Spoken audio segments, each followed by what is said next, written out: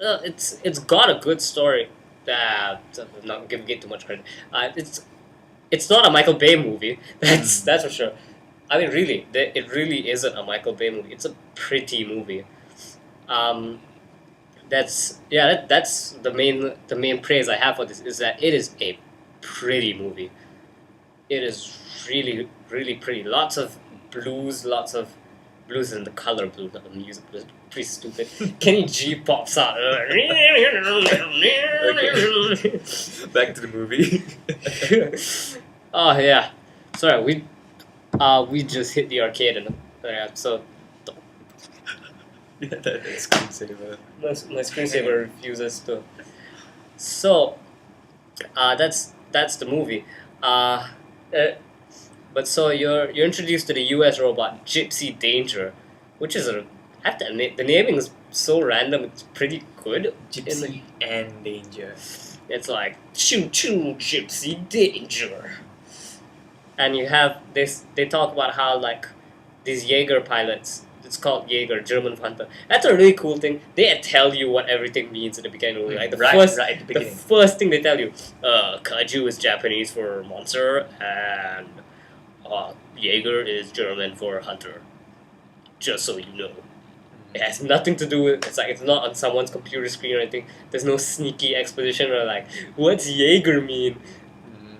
It's just like, hey audience, heads up. If you ever want to pick up chicks with the term Jaeger, it means hunter. Yeah, that's good. Jaeger. So yeah, the Guillermo del Toro apparently was very nitpicky about this movie.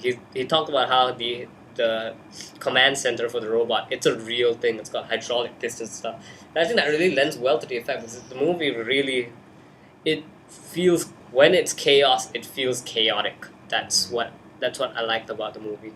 It's chaotic but not overly messy. You know what I mean? I get that, yeah. So it's because like again, Michael Bay movie. We actually learned in animation class like how that works, like how you can still make sense of such a messy scene. It's called advanced anticipation, where like if there's gonna be an explosion blocking your slash, you have like an enormous wind up, like you wind up all the way back, and then explosion you don't see the slash. But yeah, that's a vlog for another day. So the movie itself. So the plot is this guy. I don't know his name. Raleigh. Rayleigh. I have no idea how to pronounce his name. Riley. There was a guy with the same name who invaded our country. And I still don't know how to pronounce him. So Walter Raleigh. Raleigh. Raleigh. I don't fucking Riley. know. Let's go. Yeah, Riley. Okay. Let's just call him the R dude. Okay. So the R dude goes. He and his brother. Because all these robots they need two pilots. It's like combined their brains can process enough to control a giant robot. Because normally, in the early testing of the robot days, the processing power of controlling an entire robot is just too much for one person. So they made it so that one person will control the left hand side, the other person will control the right hand side. Except for that that really doesn't happen later on in the movie because they're both. The way I like to think about it is like it's tying two computers together and having a stronger processor. That's how. That's a good way to think about it. Yeah, it's and so like and their minds are like fused together during this state. It's a very delicate state, and then his spoiler alert, he does it with his brother, and his brother dies. And that scene was really well done. I really liked that scene. I liked how they're in the robot. They're like, oh shit, everything's gone. Whoa, you're gone. He's gone, and then you're in shock, and you can't do anything. And he parks the robot on the beach somewhere in the ice, and yeah, that's how. That's how it starts off. Then the title comes out, Ooh. Pacific Rim, and the government's like, look, we can't keep building giant robots. We're gonna just build a wall instead. Yeah, that's true. Because like the government's like, no, we don't want to fund giant robots. We want to build a wall. So they did build this wall, and They built these giant walls. They called they called the the wall of hope. life. The wall of life. They Oh, yeah, called it that. the wall of life. Yeah, and like this guy, he retires from being a Jaeger pilot and he decides, he'll still help out, but he'll help build the wall. And the way they're doing it is they're rationing food. They're saying like, oh, the more risky people get paid more as for the riskier jobs, like on the top. And these guys, these workers, they're all like watching TV and they're like, oh yeah, remember how there's a wall in Australia? Yes. Yeah, kaiju broke through that. And they all lose their shit. They're like, what the fuck are we building this for? Which is true, because I'm pretty sure it costs just as much as a giant robot to build a wall. Probably. And at least the robot fights back. Yes. So at that same scene where the kaiju goes through the Sydney wall, a robot comes out of nowhere and just kills it off. Yeah, and so the government's like, oh, we will continue to fund your project for 8 months while we build our wall, and then it's lights out for the robots, because I probably should have led with this, because after Gypsy Danger's pilots are compromised, they said they continued to lose like five more robots. 5 or 6, yes. Like, it's getting expensive, man, building all these robots, and yeah, like a giant wall protecting the Earth isn't just as expensive. But so yeah, then they have Striker Eureka, which has to be the coolest. No, Cherno Alpha is still the coolest name, but Striker Eureka's out there. He's just Australian.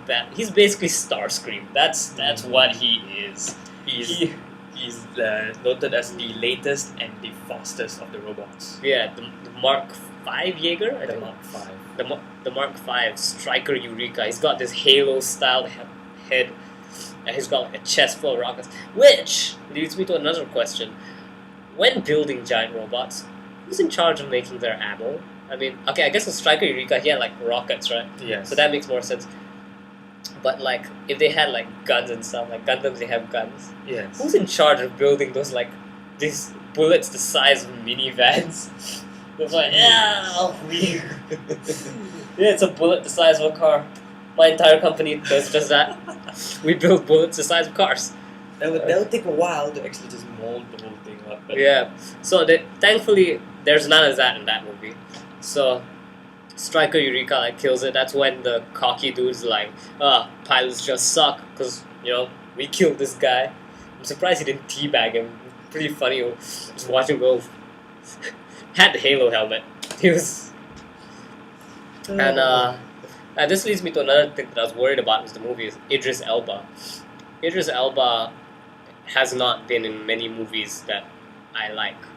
I've only seen him in 2 movies that I remember. I'm pretty sure there's a third one that was so bad that I've removed it from my memory. That was Ghost Rider 2. Yeah. That was a bad movie. I wish I had footage of the end of that movie, because it was just me going, what the hell? It was so bad. It was bad. And Prometheus. Enough said. Everybody in the audience should know. No, there are people who like Prometheus. Someone was like, Halo 4 is Prometheus to the Alien saga. It's a breath of fresh air. I'm like, no, it's bad. But I get carried away. So Idris Elba, surprisingly okay in this movie. I mean, he does the whole stern commander thing well. He does it better than he does the whole free spirit in Ghost Rider 2 and whatever he was in Prometheus. He's better in this movie. So overall, the plot for this movie is, it's actually it's above average. I'll give it that. For this kind of movie. For this kind of movie. There's an Asian girl, her name is Mako Mori. I don't know the actress's name. She cannot speak. I get she was, because she's supposed to be like this girl who was living in Japan and then the kaiju killed her parents. And spoiler alert, Idris Elba like adopts her, sort of, and becomes her sensei. And she trains to become a Jaeger pilot. and stuff. But but you think like after a year, because she was a little kid when Idris Elba saves her, and you think like after at least even if you want to say she was 12 and she's 18 now, that's 6 years. I don't know her actual. So just assuming that's as even if you assume that, I'd pick up a British accent with 6 years of living with Idris Elba. And definitely, it's not 6 years. It looks more like 10, 12. 12 years. Okay, so I don't know, and just her hairstyle and her face shape. First thing I see, Knives Chow. Knives Chow.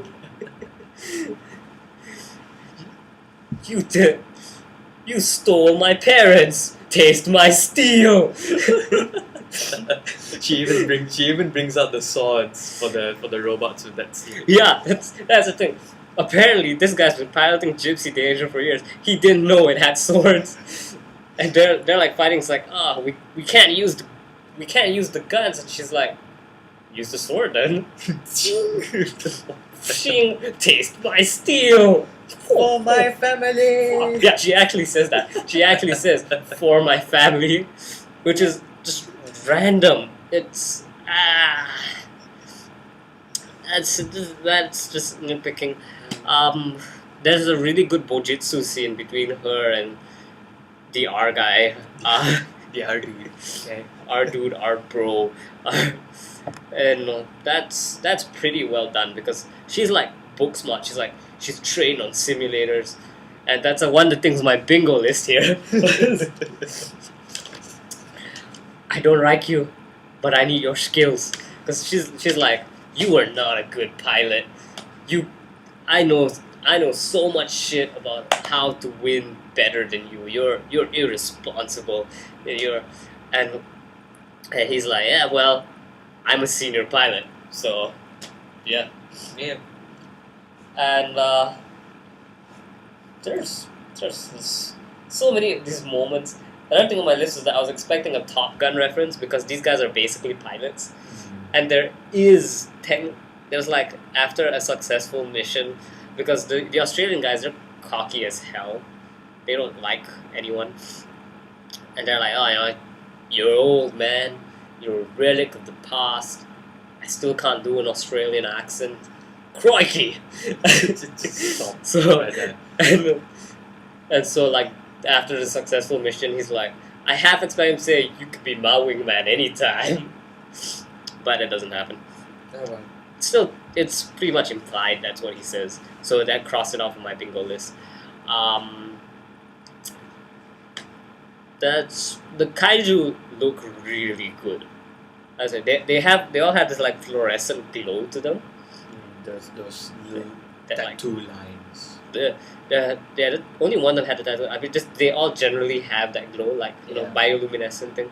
And I think it's a really cool touch. And they're all those really bad kaiju movie monsters, but made to look so much more badass because they're not just a guy in a suit. There really is a knife head in there. I shit you not, there is. Yeah, the first kaiju that we meet during that the fight where the brother dies. Yeah. That guy's name is Knifehead. Yeah, they have. Who comes up with all these code names? It's like, it's like there's a half-hour delay between a kaiju appearing and them getting ready to deploy because they have to think up a name first. Like, this guy's codename Knifehead. This one's let's call him Steve. Steve the kaiju. This one's Raphael. No, they all have like action figure names like Leatherback and Knifehead and Raiju. Raiju, what does Raiju even mean? I think it means like lightning monster probably, or something. Probably the one that came up and shocked everything up. Raiju is the one under the water. So yeah, we want to talk about the ending. Do we?